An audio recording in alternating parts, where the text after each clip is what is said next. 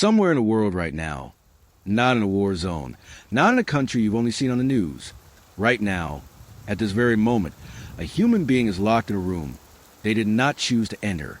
They are not there because of a crime they committed. They are not there because of a mistake they made. They are there because someone looked at them, at their hunger or their loneliness or their desperation, and saw an opportunity, and they took it. Think about the last time someone offered you something that seemed too good to be true. A job opportunity, a relationship that moved a little fast, a promise that felt almost too perfectly timed. Most of us hesitate. Most of us have a voice in the back of our mind that whispers, "Be careful." But what if you were 17 years old, sleeping on a friend's couch because your home was no longer safe? What if you hadn't eaten a real meal in 2 days? What if someone had been texting you for 3 weeks, every single day, telling you that you were special, that they saw something in you that no one else did, that they could give you a way out? At what point does the warning voice go quiet? That is the question at the heart of every trafficking case. Not why didn't they run, but how were they made to believe they had nowhere to run to? Today, we are going inside some of the most critical rescues in recent law enforcement history. We are going to follow investigators into motels and warehouses and locked apartments. We are going to sit with the moment the door finally comes open, and then we are going to stay for what happens after, because that is the part no one talks about. We are going to meet the people who were supposed to disappear, and the officers who refused to let them. And before this episode is over, you're going to understand why human trafficking is not a foreign problem, not a rare crime, and not even close, something that only happens to other people's children. Stay with me. This story is going to go places that are difficult, but it is a story that demands to be told. And even more, it is a story that demands to be heard. Welcome to Mind Behind the Crime. Understanding the crime before the rescue. Before we can understand how these rescues happen, we have to understand what is being rescued from. Because human trafficking, and I want you to hear this clearly, is not what most people picture when they hear those two words. It is not a man in a ski mask grabbing a child off Suburban Street. That scenario, as terrifying as it sounds, accounts for a fraction of trafficking cases. The real architecture of this crime is something far more methodical, far more patient, and far more psychologically sophisticated than anything you have seen in a movie. The grooming timeline, weeks before the trap closes. Researchers who study trafficking recruitment consistently find the same pattern, regardless of geography, regardless of victim profile, regardless of whether the trafficking is sexual exploitation or labor. The pattern is relationship first. Everything else comes after. Traffickers, particularly those targeting younger victims, operate on timelines that would shock most people. 3 weeks, 6 weeks, sometimes 3 months of daily contact before a single demand is made. During that time, the trafficker is constructing something. They are building a version of themselves that the target desperately needs. The understanding older boyfriend, the successful mentor, the woman who has been through the same things and knows how to survive. They mirror the target's language. They validate their pain. They insert themselves into the target's life at the exact moments when the target is most isolated, after a fight with her mother, after a bad week at school, after a loss. This is not charm. This is clinical manipulation, deployed with surgical precision. Here is a question worth sitting with. If someone spent 3 months making you feel seen, valued, and protected, how long would it take before you trusted them? Before you do something for them that you wouldn't do for anyone else? The average grooming period before exploitation begins is between 3 weeks and 4 months, according to research compiled by the Polaris Project. That is 4 months of manufactured relationship, for months of eroded boundaries, for months of creative dependency, before the target even realizes the door behind them has been closing the entire time. And here is the detail that changes everything. In more than half of all trafficking cases in the United States, the recruiter was someone the victim already knew. A friend, a romantic partner, a family member, someone who had earned trust before they decided to exploit it. The architecture control, what keeps people trapped. Once a victim is under a trafficker's control, there are typically 4 mechanisms working simultaneously to keep them there. Understanding these mechanisms is not just academically interesting, It is what changes how we talk about trafficking, how we train law enforcement to respond, and how we stop blaming survivors for not escaping. The first mechanism is debt bondage. The victim is told, often from the very first day, that they owe money, the recruiter fee, the cost of the transportation that brought them there, the rent for the room they are being held in, the food they are eating, the clothes on their back. The numbers are always arbitrary. The debt is always growing, and the rules are always changing. Every time a victim gets close to the number they have been told will buy their freedom, the number goes up. It is a financial prison with moving walls. The second mechanism is document confiscation.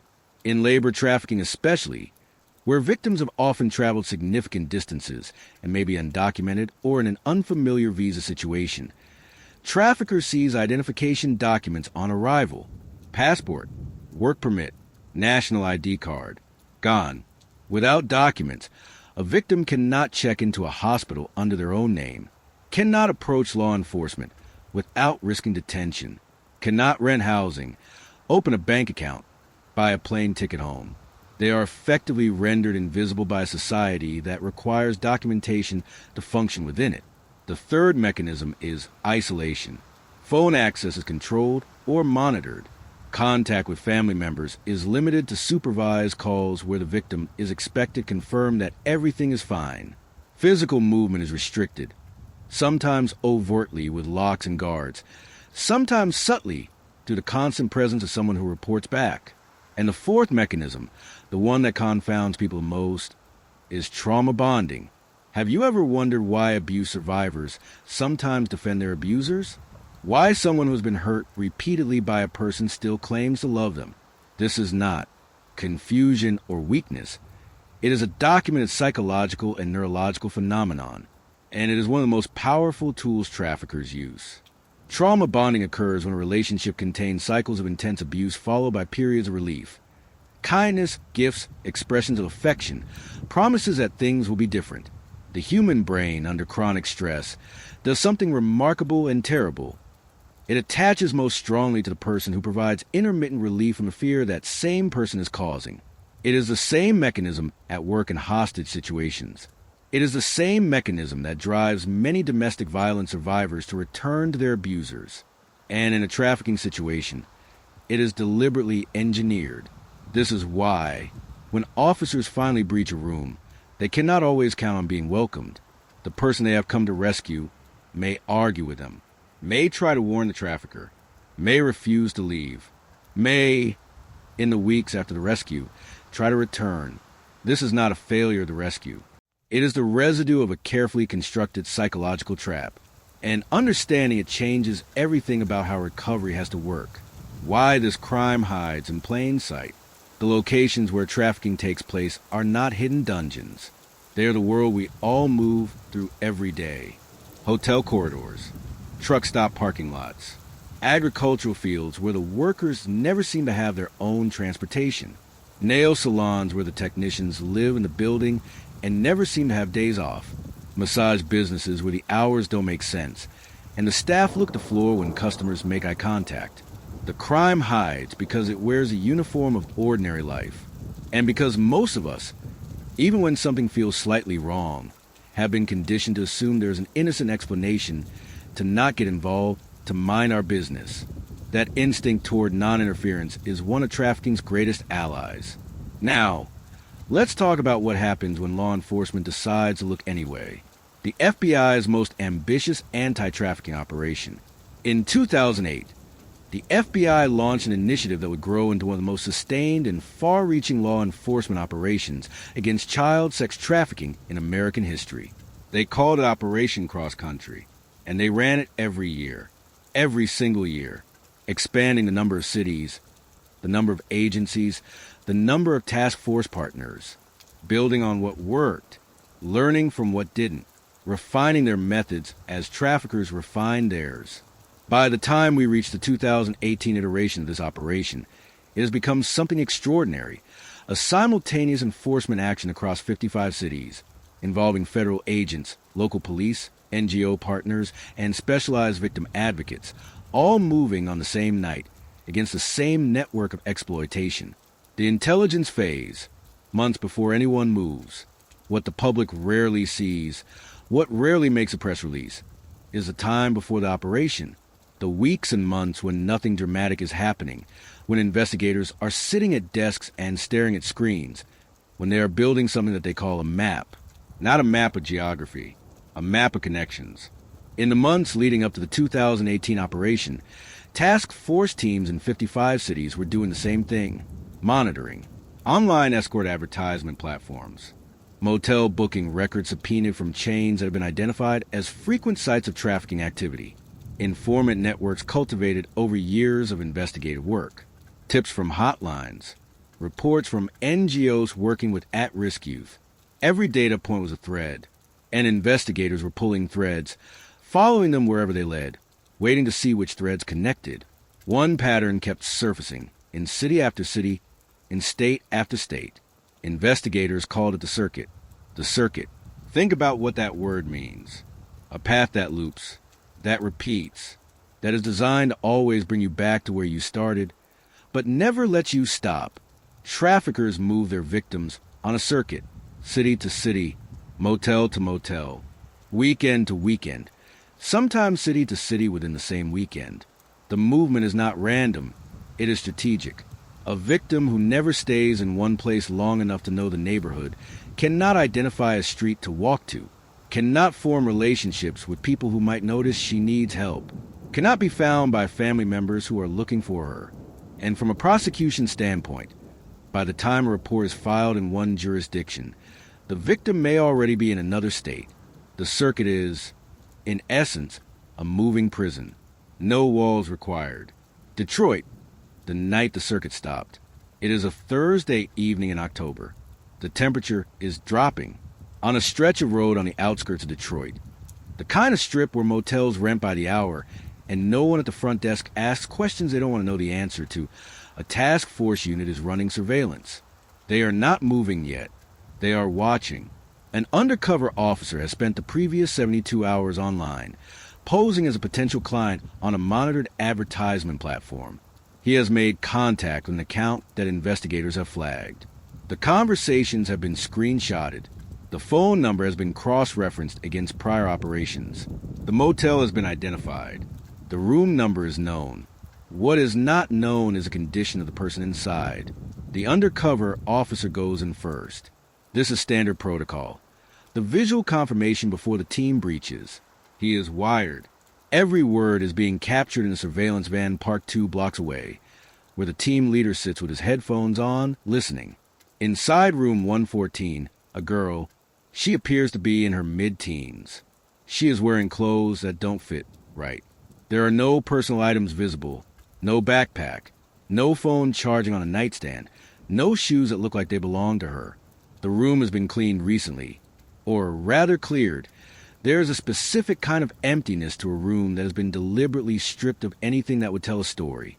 The undercover officer introduces himself using his cover identity. He asks her name. She gives a name that will later be confirmed to be false. He asks where she's from. She gives a city and a brief, rehearsed explanation. 2 sentences exactly. The way you'd answer if you'd been told exactly what to say and knew what would happen if you deviated. He asks if she is okay. She says yes, and the word comes out flat, not reassured, not even particularly directed at him. Just yes. The way you say a word you've been required to say so many times it no longer has any meaning. What would you look for in that moment if you knew someone had been coached to say the right things? What would you listen for beyond the words? Experienced trafficking investigators will tell you, you listen to the silence between the words. You watch the eyes, not what they're looking at, but what they're avoiding. You note what is not in the room. You note what the person does not ask. A person who is genuinely there voluntarily will, at some point, want to know why you're there, what's going to happen, whether they should be worried. A person who has been coached expects something bad to happen and is trying to prevent it by performing the script correctly. This girl never asked a single question. The undercover officer sent the signal. 14 seconds later, the door came in, the hallway, the room, the silence. In the hallway outside room 114, positioned 2 doors down in a room of his own, a 29-year-old man who had checked both rooms in under the same false name. This positioning is a standard trafficking operational structure, close enough to monitor, far enough to deny knowledge. He heard the door breach and he ran. He made it approximately 30 feet before 2 officers coming from the opposite direction of the hallway had him against the wall. Back in room 114, the girl did not run. She sat on the edge of the bed. Her posture did not change. She did not reach for anything. She did not cry. She asked what was going to happen to him. Not, am I safe? Not, can I call my mom? Not, where am I going? What is going to happen to him? The him was the man who had been running her for 6 weeks. The man who had recruited her on Instagram by posing as a music industry contact, who had spent 8 weeks building a relationship with a 15-year-old girl who wanted more than anything to be seen, who had then transported her across 2 state lines, taken her phone, given her a new name, scripted her responses, and sold her to strangers in a motel room. And she was asking if he was going to be okay. A female officer sat down beside her on the bed, not across the room, not standing over her with a notepad, right beside her on the edge of the mattress. She said, "We are not going to hurt you. You don't have to decide anything right now. I'm just going to sit here with you." It took 40 minutes before the girl said another word voluntarily. She was 15 years old, and she was the first of 103 victims recovered in that single operation that night. The profile of the man in the hallway, the man arrested in that Detroit motel hallway, was 29 years old, American-born. He had a prior assault conviction. He had a social media presence that carefully constructed the image of a successful music industry figure. Studio sessions, designer clothes, Instagram captions about his movement. He had targeted 3 girls in the preceding 18 months using essentially the same playbook. Instagram contact, weeks of messaging, the promise of an industry connection, the gradual introduction of sexual elements into the conversation. Then the ask, "Come stay with me for a weekend." And then the door closes. Forensic psychologists who reviewed the case describe his profile in terms that appear across dozens of domestic trafficking cases. Mid to late 20s, prior violence and criminal record, childhood exposure to abuse, an internal narrative in which he is a provider, and the victims are participants who benefit from the arrangement. That last part bears emphasis. Many traffickers do not experience themselves as criminals. They have constructed a self-concept in which what they do is a business, a lifestyle, a mutual arrangement. The psychological mechanisms of cognitive dissonance and moral disengagement allow them to commit extraordinary harm while maintaining a coherent internal identity. Understanding this is not the same as excusing it. Understanding this is how we build better prosecutions, better intervention programs, and better systems for catching the next one before they reach the girl in room 114. The phone call that almost didn't happen.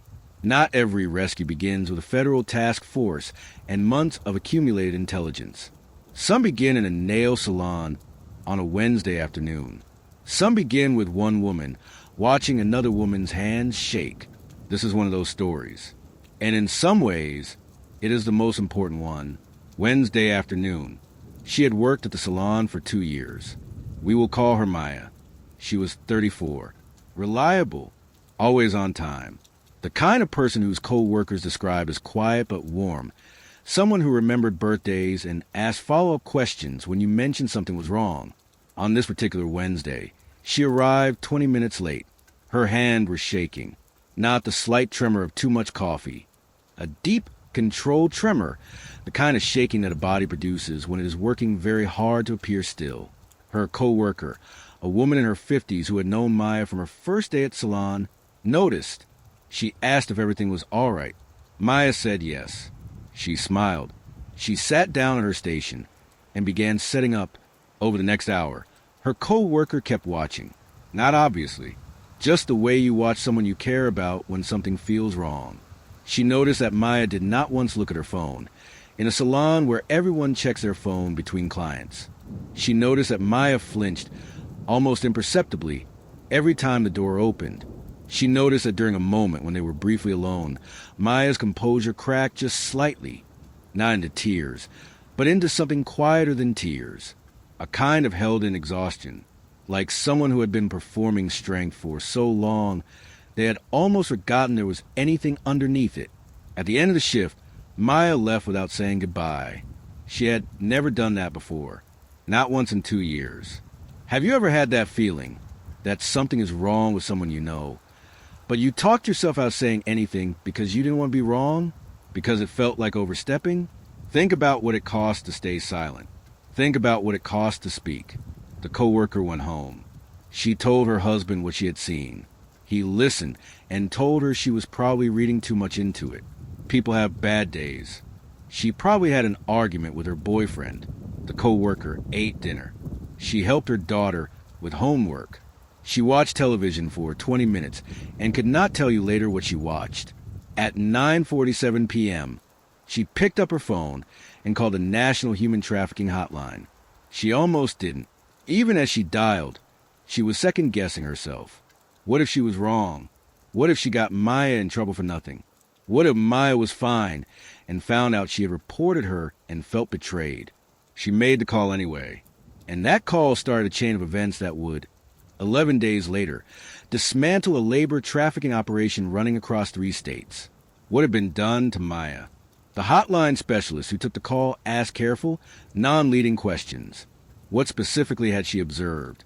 Did Maya have friends outside of work that she mentioned? Did she seem to have freedom to come and go?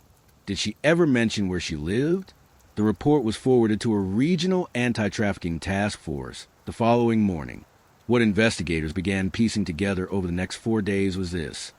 Maya had arrived in the United States from Central America 18 months earlier. She had come through a recruiter, a man based in her home country, who specialized in connecting workers with U.S. service industry employers. The recruiter had charged her $4,000 for placement. She did not have $4,000, so the amount was structured as a debt, payable through a deduction from her wages once she started working. This is called debt bondage, and it is one of the oldest tricks in the trafficking playbook. The employer to whom she was sent was a 41-year-old man who operated several cleaning and personal care service contracts across the region. On paper, a small business owner. His website listed his company's services. His LinkedIn profile described him as a hospitality entrepreneur. In practice, he was running a labor trafficking network. The women in his employ, Maya and at least 7 others identified during the investigation, were housed together in a property he controlled. Their wages were paid directly to him, with a portion deducted for the debt, a portion deducted for rent, a portion deducted for food, a portion deducted for transportation to and from work sites. By the time investigators got involved, Maya had been working for 18 months. According to the operator's accounting, she owed more than when she arrived. The debt had not gone down. It had gone up. New fees had been introduced. The original terms had been quietly renegotiated without her knowledge.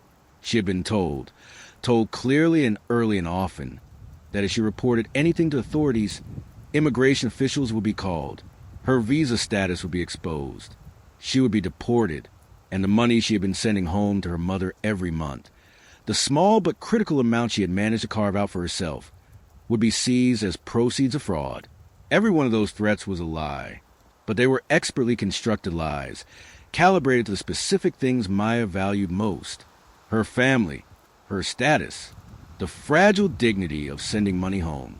And they had worked for 18 months because there was no one in her life who knew enough to tell her they were lies.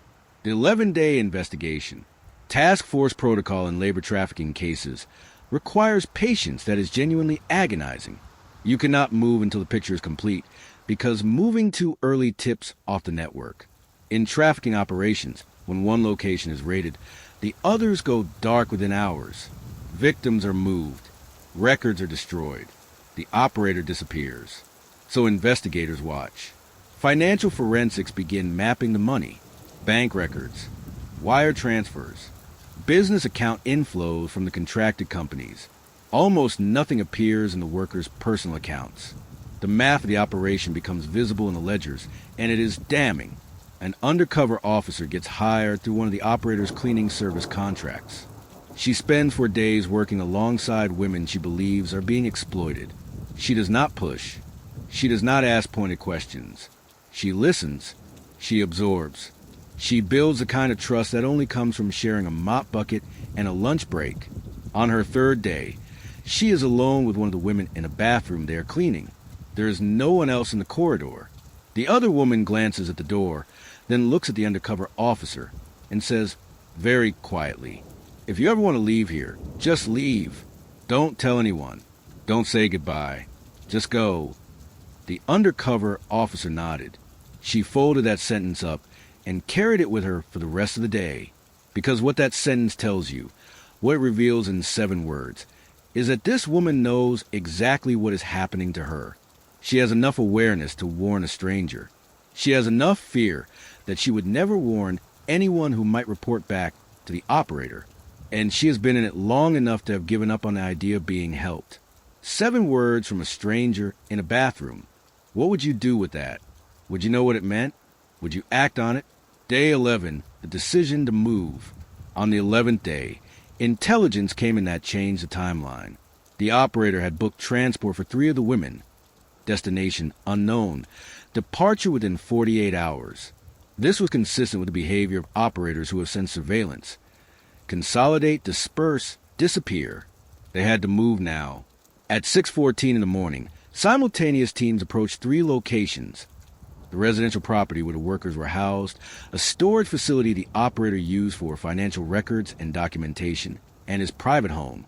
At the residential property, the team knocked and announced, and then they waited. The team leader later described those seconds of silence as among the longest of his career. The property looked quiet. The curtains were all closed. For a moment, he genuinely believed the place was empty, that they had moved too slow, that the women were already gone.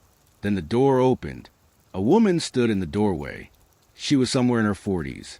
She was dressed for a work shift.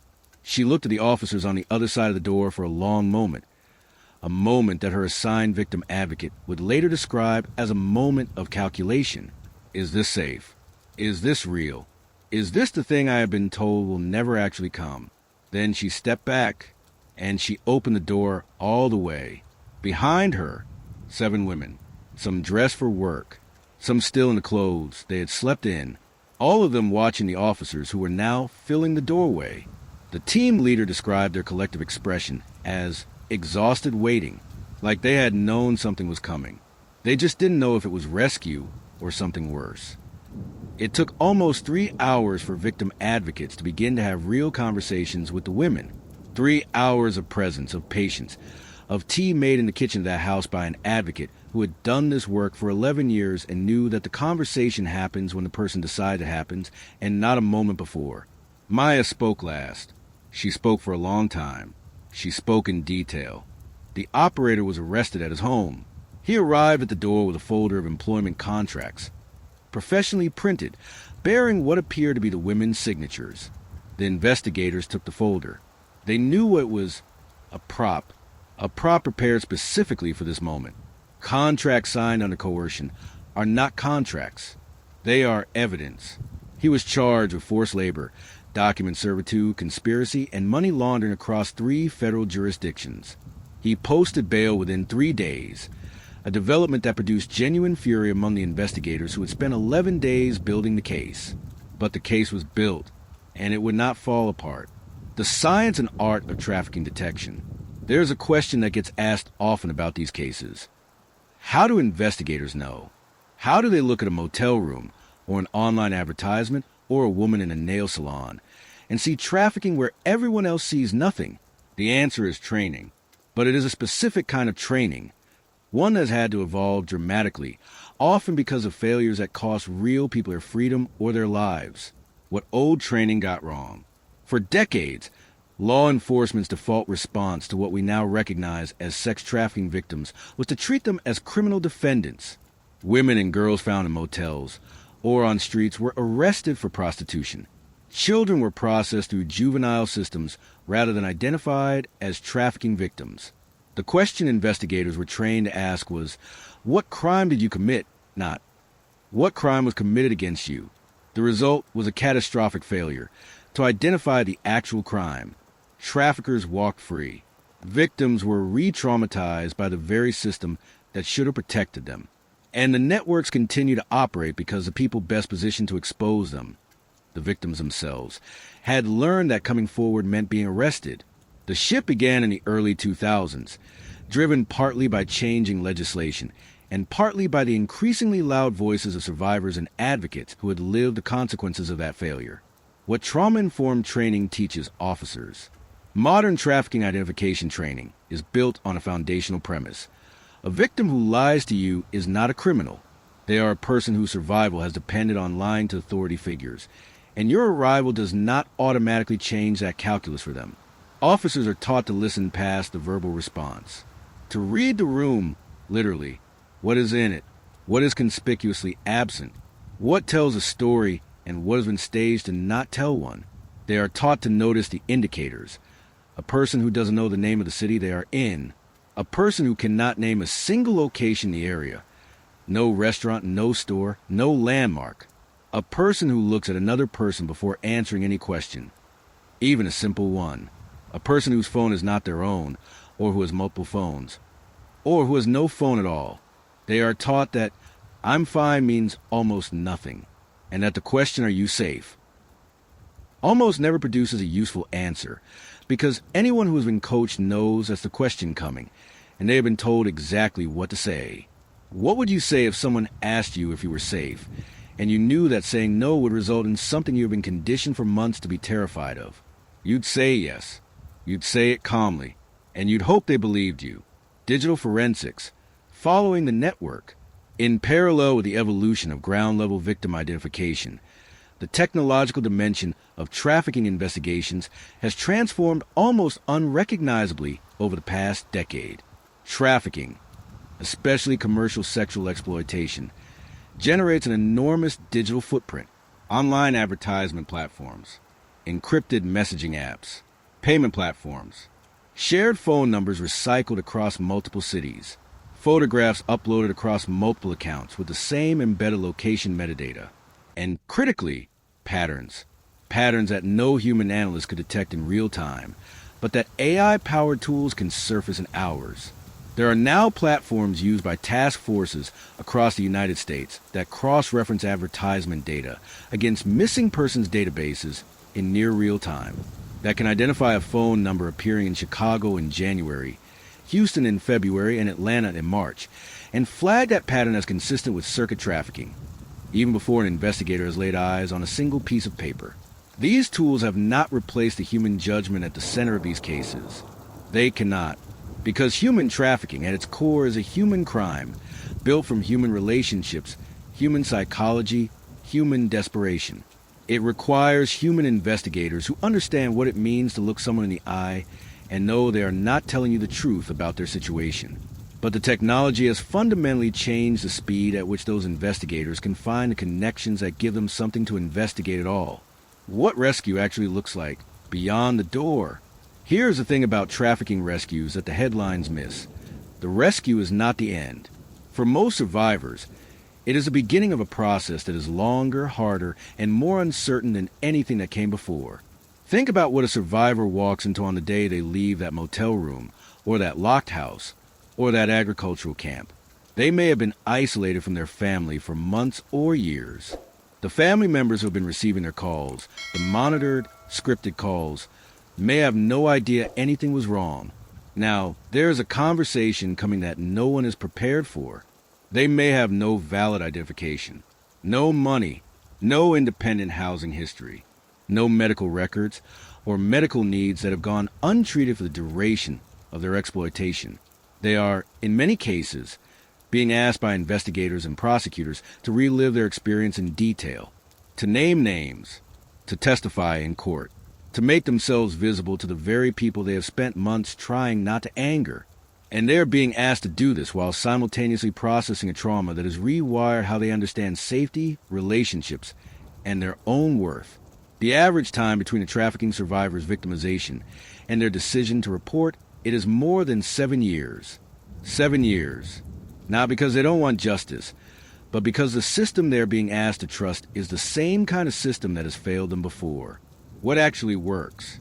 The organizations and task forces showing the best recovery outcomes have converged on a framework that sounds simple and is profoundly difficult to execute. The survivor's needs come before the investigation's needs. In practice, this means separating the support process from the prosecution process. A survivor should never feel that the housing, the medical care, the counseling, the immigration assistance, that any of it is contingent on their cooperation with law enforcement. The moment a survivor feels that their help comes with a price tag, the trust dissolves. It means trauma-informed interviewing that takes weeks, not hours. It means allowing the survivor to decide what they share and when. It means having advocates in the room who are not law enforcement, who are there only for the person, with no agenda beyond their safety and recovery. The 15-year-old girl from room 114 in Detroit never testified against a man who trafficked her. She never had to. Evidence compiled independently of her testimony was sufficient for conviction. She spent 8 months in a specialized residential program. She reconnected with her mother. She went back to school. The man who trafficked her was convicted. She did not have to break herself open in a courtroom to make that happen. Both things are possible. Both things are true. And the fact that they are not always both things, that many survivors are still forced to choose between their recovery and the possibility of justice, is the work that still needs to be done. The ordinary people in this story. We started the day with a question. What kind of person does this to another human being? And after everything we have walked through, the psychology, the operations, the rescues, the recoveries, the answer is uncomfortable. The kind of person who does this is not a monster from a story. They are a 29-year-old with an Instagram account. They are a 41-year-old with a business license. They are the person whose recruiting pitch was specifically designed for the person most likely to trust it. They are ordinary people who made an extraordinary choice to treat other human beings as inventory. But here is the other answer. The one I want you to carry with you. The people who stopped them are also ordinary. A woman in her 50s who ate dinner, helped her daughter with homework, and at 9:47 p.m. made a phone call she almost didn't make. A motel housekeeper who noticed a girl in 114 never left the room. A truck stop cashier who called a hotline because the woman buying nothing at the counter looked terrified and didn't know what state she was in. A teacher, a neighbor, a cab driver. Ordinary people with their eyes open. Awareness is not paranoia. It is the most powerful tool in this fight, and it is the one that doesn't require a badge or a federal task force or 11 days of undercover work. It just requires a decision to make the call.